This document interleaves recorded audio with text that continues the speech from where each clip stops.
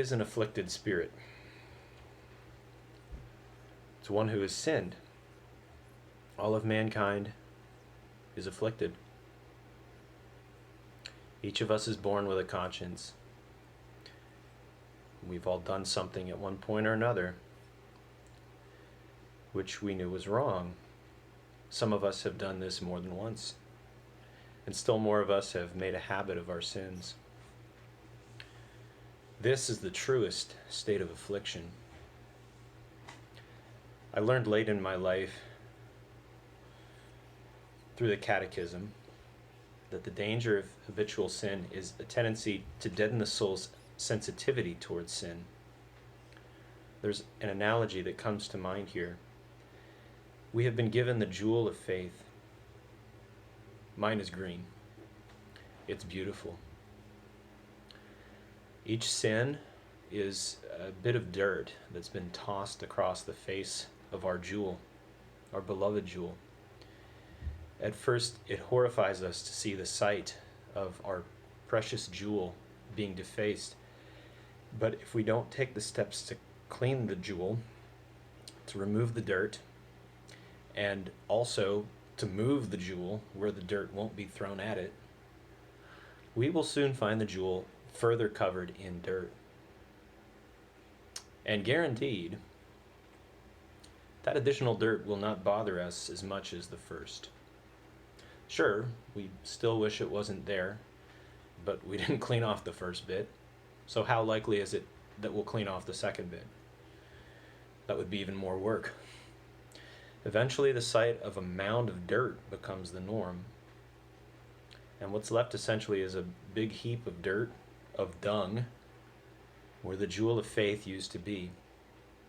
From time to time, you may think about that jewel.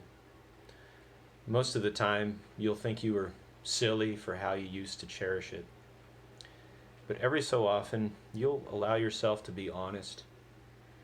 And for a split second, you'll admit to yourself that you miss that jewel.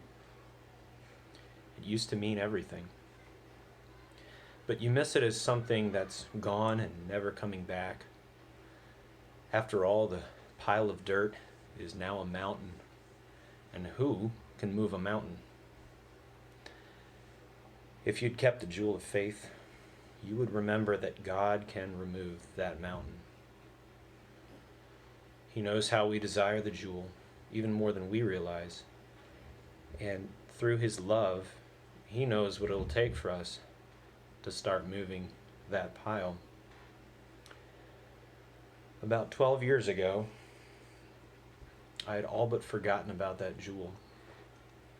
I was standing at the foot of a mile-high pile of sin and had assumed that this was the way that life really was.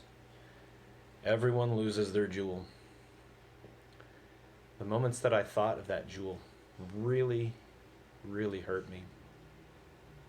How childish of me to believe that a dirty jewel could be made spotless again.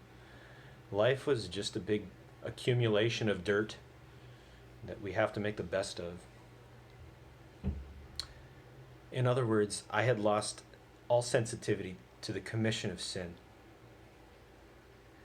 Well, one day riding my motorcycle home from work, a car pulled out in front of me. I was going about 40.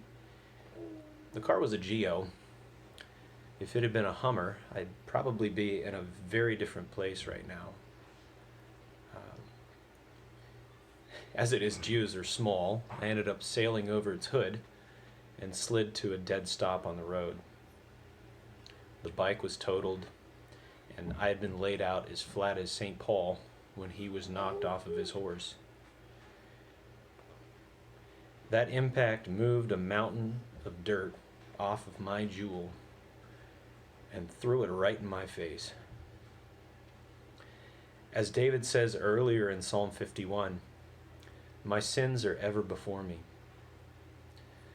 Well, they hadn't been before that point, but they sure were after.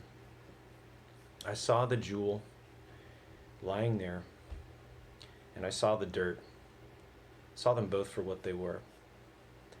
And as the psalmist says, I was afflicted. For the first time in many years, and perhaps the most completely in my life, I had been given the gift of a humbled and contrite heart.